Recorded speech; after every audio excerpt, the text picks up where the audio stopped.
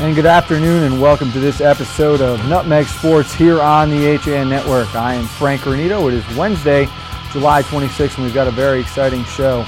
Dave Stewart will be joining us in studio shortly. He's been covering the 82nd Connecticut Open from Woodway Country Club. But I'm very excited to start with our first guest, and that is the young ball coach of the Greenwich Cardinals, and that's Mr. John Marinelli. Johnny, thank you for taking time with us today. I appreciate you having us on, Frank. Congrats to you in the new role. Looking forward to it. Well, thank you very much. I appreciate that. Coach, you guys have had a lot of success this summer, and you've got a tournament that you're actually heading up to right now, but I want to go back first, and let's go to last weekend. You guys were at the SUNY Stony Brook 7-on-7 tournament. You advanced to the elimination playoff before falling to Cardinal Hayes. What did your team do well this past weekend? We were just executing the little things. You know, we went down and, you know, for 7-on-7s to me is a chance to get everybody reps, not just your starters. So we had one potential starter on defense there or on our depth chart right now. So to be able to do what we have been able to do all summer long with a slew of different people just shows, I think, the depth and the amount that the program is coming back a little bit just in terms of numbers. So kids are really buying into the new coaching staff. They're really buying into what we're doing here. So I think that's what it shows more than anything.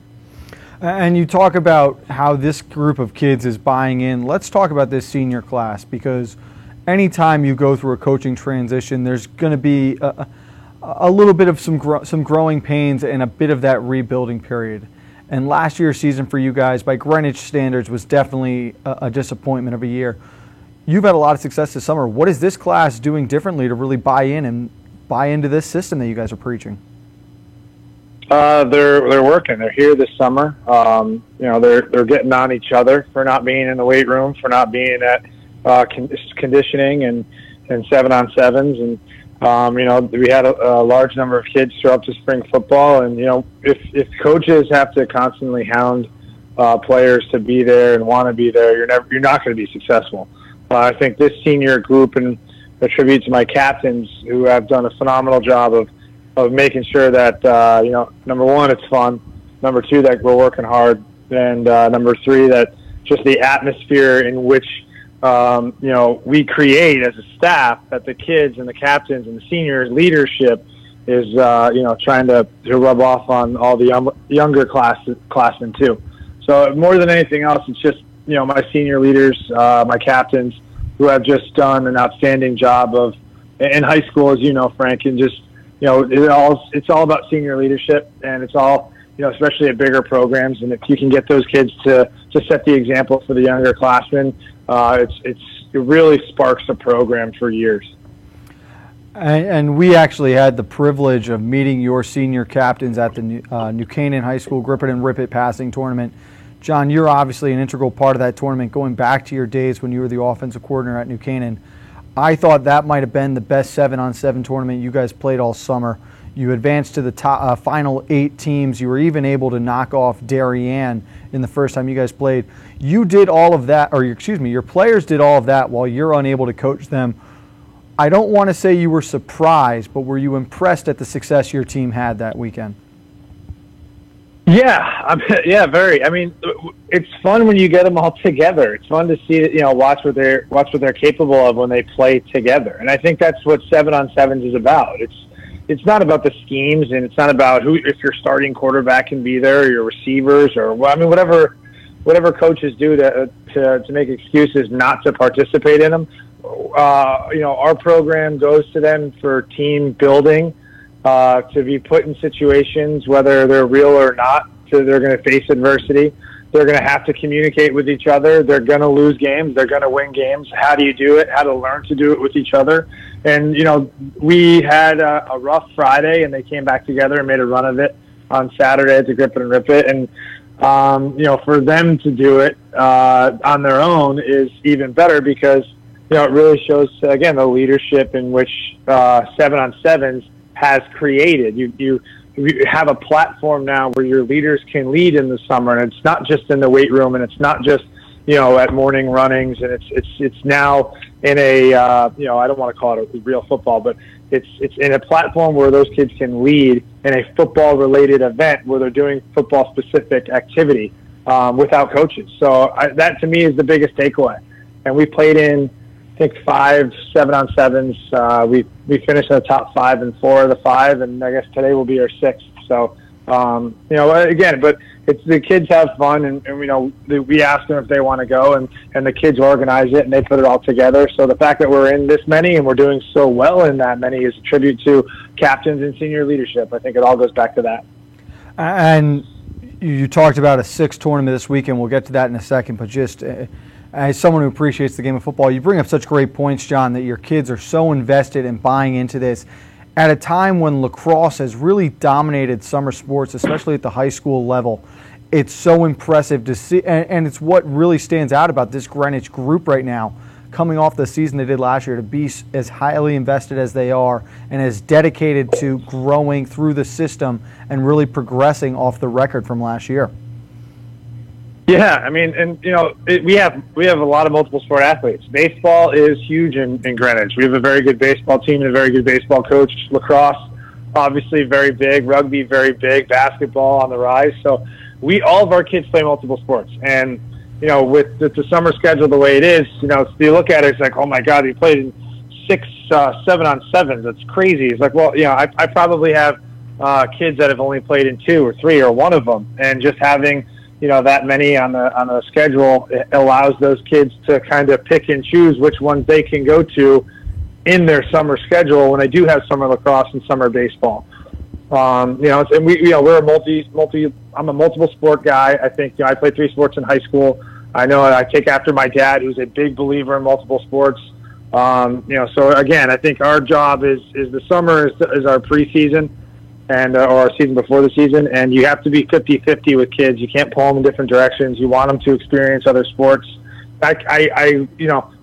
Football might be the only sport left out there outside a couple coaches that really want their kids to experience everything. It just seems like lacrosse coaches, baseball coaches, not in Greenwich, but outside of Greenwich, really want their kids to be with them full time. And I couldn't disagree with that more. I think they have to be multi-sport, multifaceted, be put in situations where they can succeed. That's not just in their main specific sport.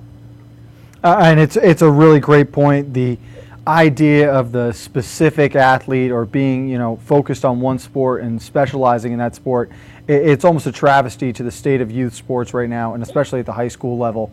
The more sports you can play, the better you will be.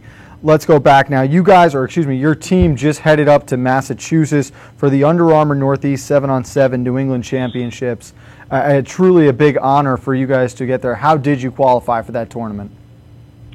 I was approached by the organizer up there who runs 4 tournaments that qualify for it, and I really like it. It was the first time that I personally gone to it because it's 40 teams in a South regional qualifier in Easton, Massachusetts at Oliver Ames High School.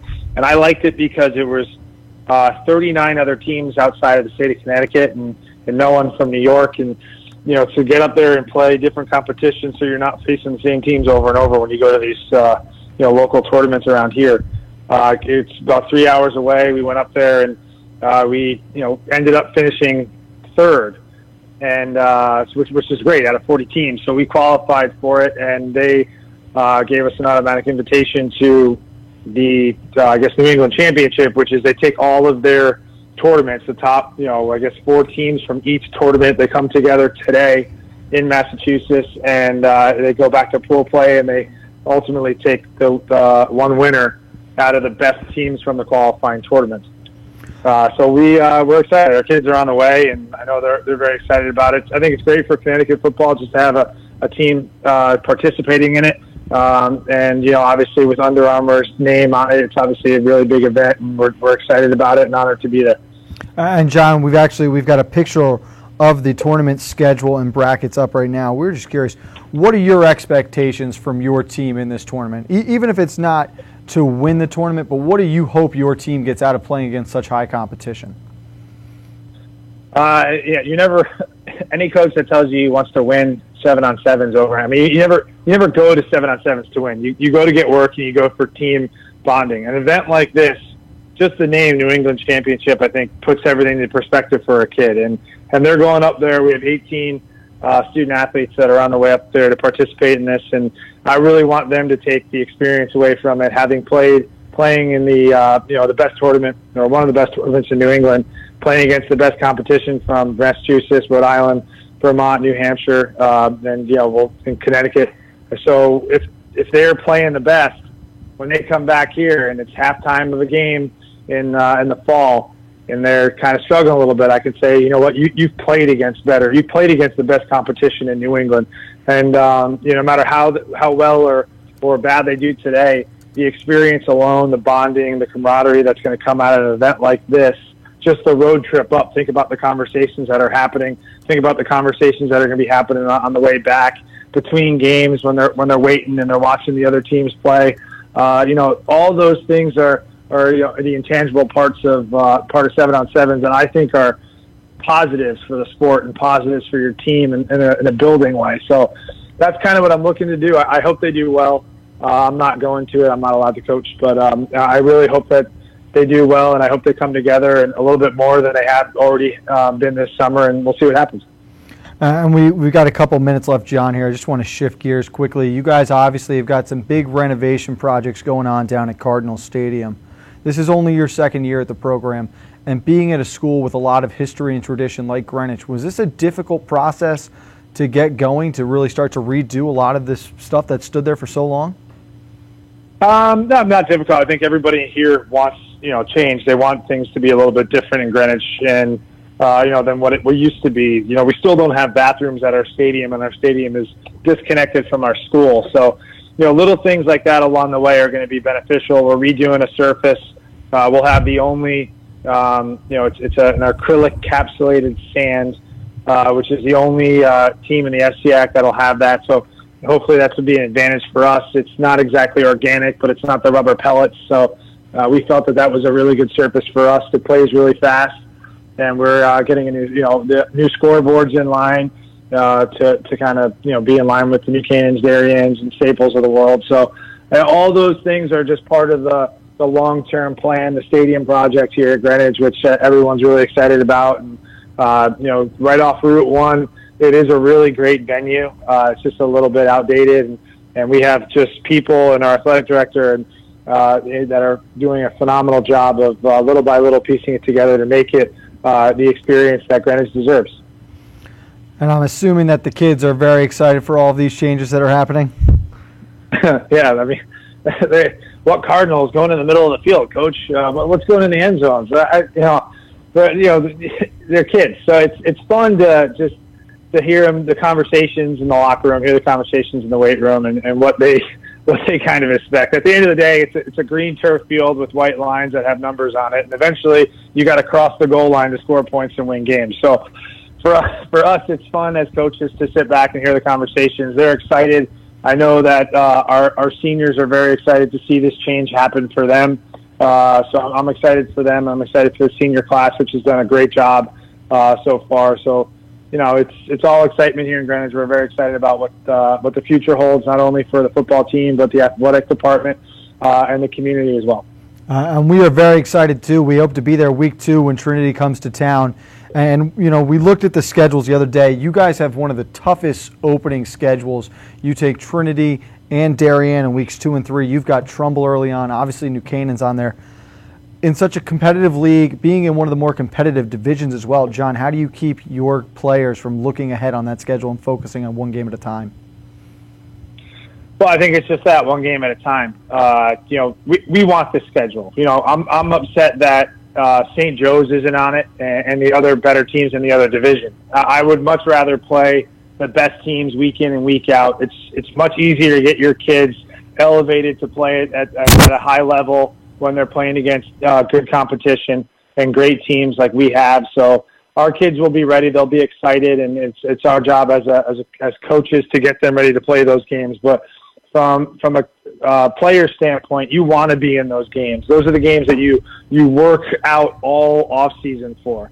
So to have the toughest schedule, based on last year's records, to have the toughest schedule in the FCAC has been a crying call for us, because there is no week off. There is no downtime. Every week is going to be a dogfight, and as a coach and player, that's kind of what you want. You want to be in those tough situations. Even last year, going 4-5, I loved knowing that we were going to play good competition because it was much easier to get the kids up for those types of games. Well, Coach, I want to thank you for taking time out of your day and coming on the air with us. We wish you guys the best of luck up at those regional championships, and we'll hope to see you soon and definitely on our FCIC tour at the end of August. I appreciate it, Frank, and congrats to you and everything that Han Network, HAN Network does for Fairfield County and everything else. It's incredible. So looking forward to the content you guys roll out in the fall, and congrats to you again. Thank you again, Johnny. And that, of course, was head coach Johnny Marinelli of the Greenwich Cardinals. We'll take a break here on Nutmeg Sports. When we get back, we'll be joined by Dave Stewart for a recap of the 82nd Connecticut Open. For more than 50 years, Triple S has been Fairfield County's expert service for carpet, upholstery, and drapery cleaning. We provide the best in repairs and in-depth restoration, understanding fabrics and how to properly clean and restore them. Our staff will come to your home to clean your wall-to-wall carpet to perfection. We can also pick up your fine carpets and bring them to our facilities. With locations in Norwalk, Stamford, and Stratford, Triple S will get the job done fast, big or small. At Triple S, you can count on our people as well as our cleaning. Find us at triplesclean.com or 203-847-8000. I really wanted something that felt like a home. Coming from a big house, I wanted the feel of a home as opposed to a condo. My property taxes on my single-family home were close to $20,000 a year. Now that I've downsized and I'm in a townhome, and because of the condo tax laws, my fees have gone from $20,000 down to about $5,300 with the star exemption. There is no other townhome that compares in the area. This is where I want to be. Have a sports injury or a slip and fall that needs immediate care? Coastal Ortho Express Urgent Care gives you direct access to an orthopedic specialist fast, without an appointment. Biking, golf, tennis, soccer, whatever the sports injury is, sprain or fracture, Coastal Ortho Express can help. Coastal Ortho Express Urgent Care, open Monday through Saturday, now in 2 locations. The iPark building at 761 Main Avenue in Norwalk and 36 Old Kings Highway South in Darien. Or go to coastalorthoexpress.com, like them on Facebook. I'm Denise DiGregoli, the host of The Drive on the HAN Network. Join me Tuesdays for some motivational, intelligent talk with a little humor as we visit with people who live their lives mindfully. Tune in to The Drive live on Tuesdays, 12:30, here on the HAN Network.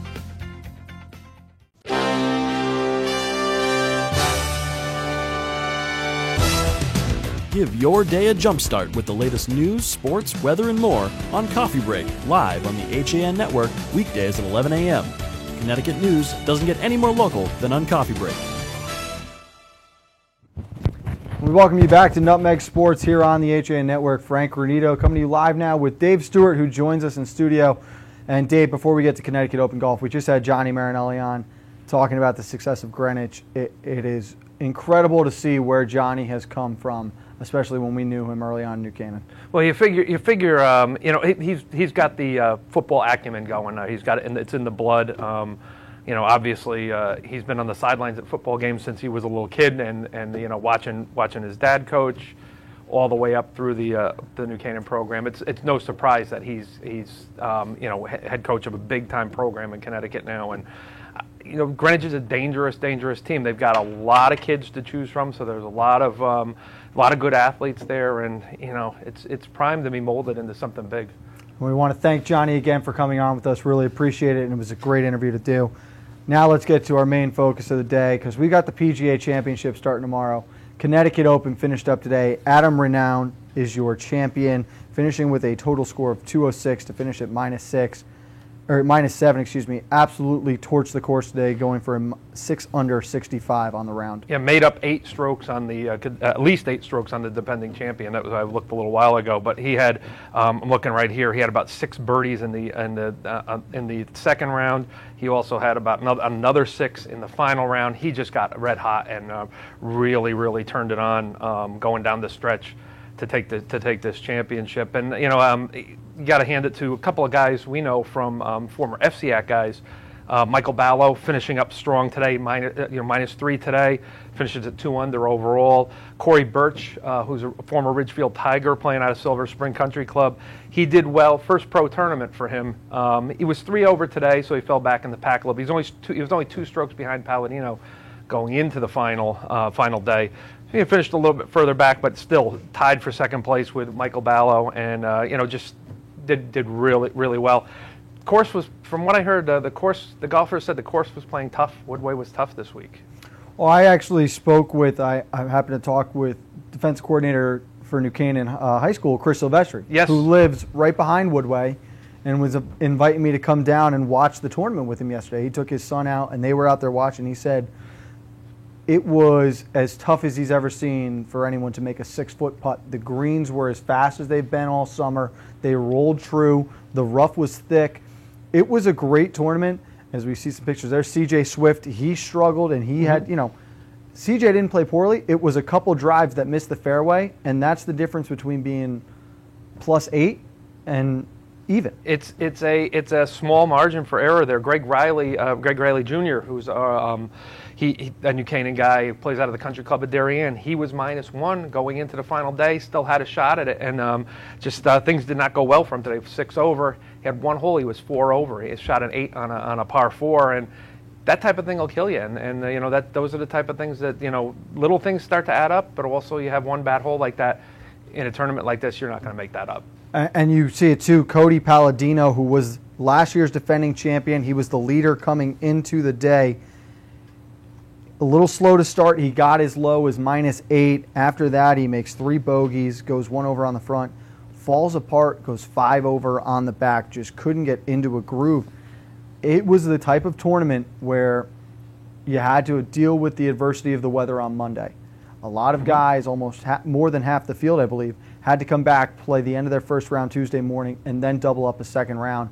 If you're lucky enough you made it to today, that's a lot of golf on a tough course, and there were tough conditions. Yeah, and what struck me was the inconsistency from day to day, or from round to round for most of these golfers, because even with Renaud winning, you look at his first round, he was 4 over with a 75, and then he comes back with a 66 and a 65. So, and a lot of those guys you were seeing, they'd have a couple of days that were good, and then 1 round that was bad, and that seemed to be the norm. There just was a lack of consistency there, and you look at like a guy like Anthony Castellino, who was leading after the first day after shooting a 5 under 66. He had a 75 and a 71 on the last 2 days.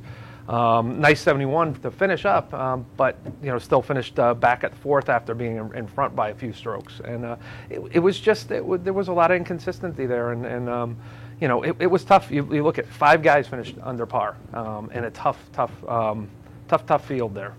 And you talk about the inconsistency.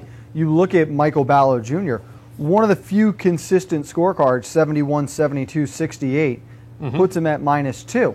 And for the first 2 days, it's, he's just sort of sitting there. He's not really up in the mix. All of a sudden, he finishes in second, and he's the first one in the clubhouse, so he's that first, second-place finisher.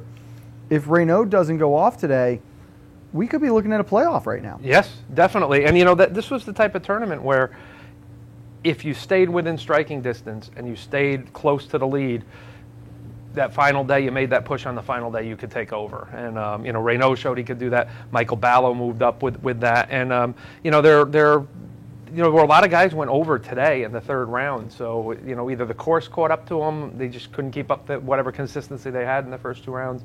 But, yeah, it played tough this week.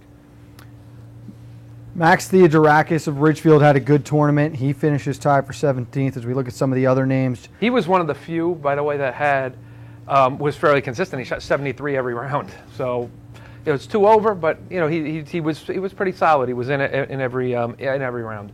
No, he played well. Finishes a +6. It seems worse than it is, but for a kid who just finished at Ridgefield High, it's a great tournament. Justin Clark struggled out of New Canaan. There were a lot of FCX players, and I enjoyed watching them be competitive in this tournament, whether they're past or present. Yeah, and Corey Birch and Michael Ballo are the 2 that stood out. But Peter Peter Ballo did well. Greg Riley did well. As a whole, Max Theodorakis was right in there.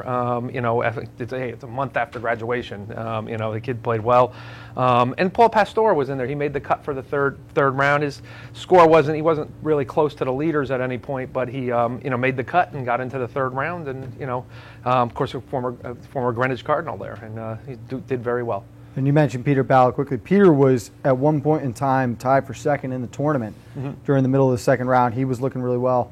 Came back down to earth a little bit, had a tough round today. Greg Riley was tied for fourth at the start of the third round. He was -1, one of the few people in red figures. So the FCIAC was well represented in this tournament. They don't come away winners, but in the top 15, there's at least 4 names from Fairfield County schools. And Pete Ballo should have gotten an award for the pants he wore on Tuesday with the bright green out there. That really stood out to me.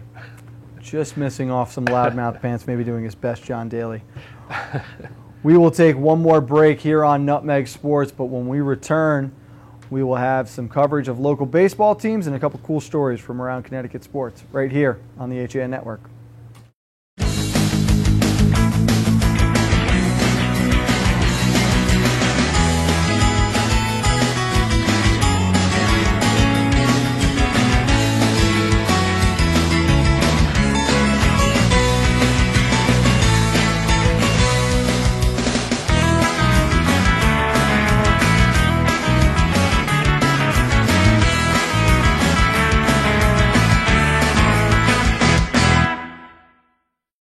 Warm weather, light breezes, boats are in the water. There's no better place to celebrate summer than the Dock Shop.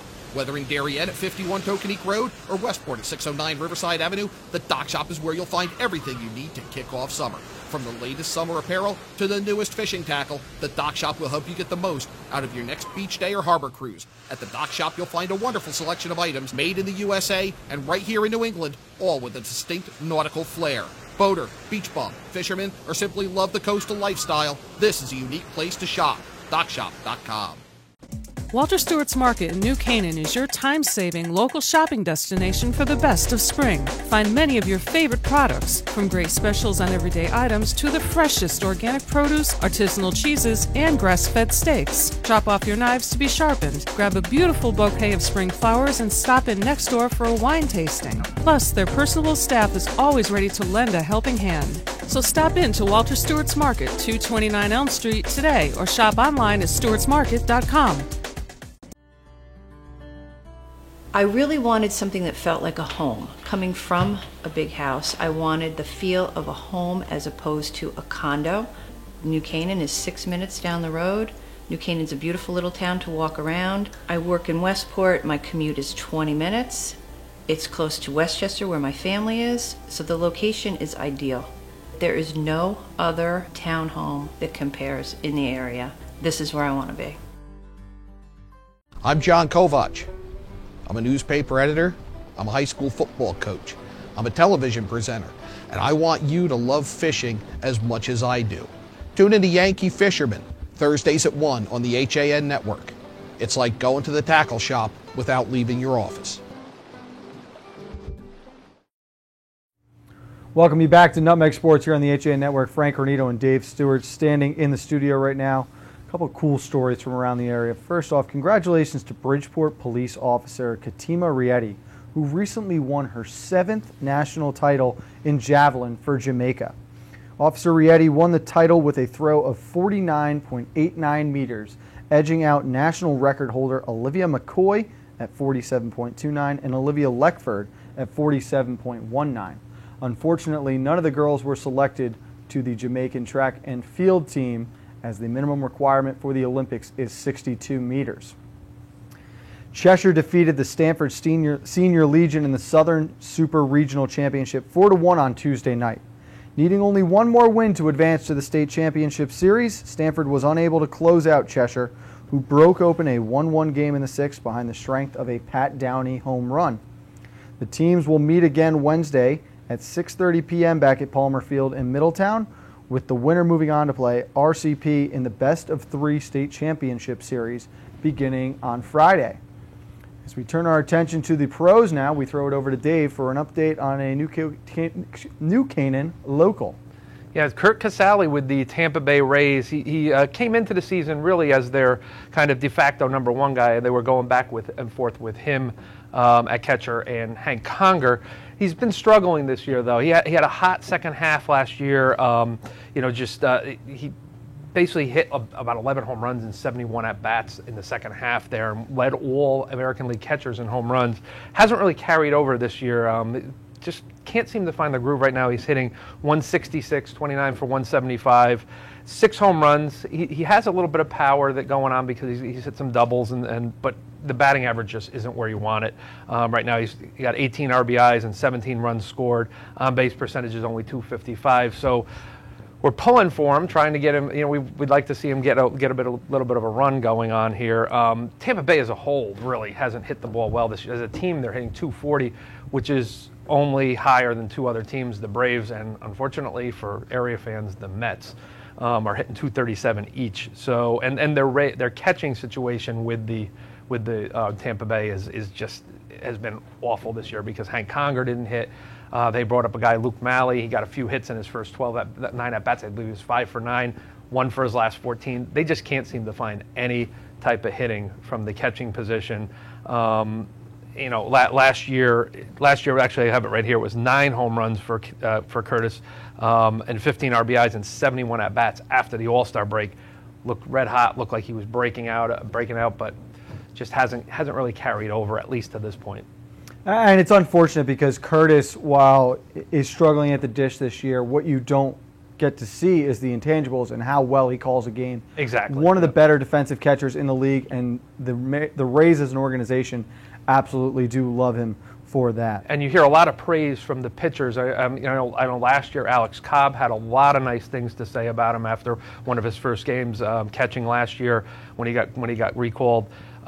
Chris Archer, he's caught a bunch of guys on that team, Drew Smiley, and they all say great things about him calling the game, which is a game, like you said, it's an intangible. It's kind of something, if you don't really understand the game or if you haven't been there as a pitcher, you really don't see that. You won't see that on a daily basis. And another one of those pitchers who really loved working with him, another Commodore himself, David Price. Exactly. They're good buddies. And Kurt, he's the one guy right now who Kurt has not slumped against. He seems to be able to hit Price all over the ballpark. So it's always good to see a guy hitting a Boston Red Sox pitcher. So. And with that, Eric Gendron is going to make us cut this one off. So that'll do it for this episode of Nutmeg Sports. I want to thank our guest, Johnny Marinelli, the head coach of Greenwich, for coming on. Dave, great seeing you. Thanks for being in studio today. Sorry I was late here. To Fairfield County, got to use the traffic. So. I do want to offer a congratulations to the other ones of the New Canaan Town Softball League. A big walk-off win last night to advance to the league semifinals. They'll start play tonight. Good luck to those guys. For Dave Stewart, I'm Frank Granito. That's going to do it. Coffee break at 11 a.m. with Kate Czaplinski.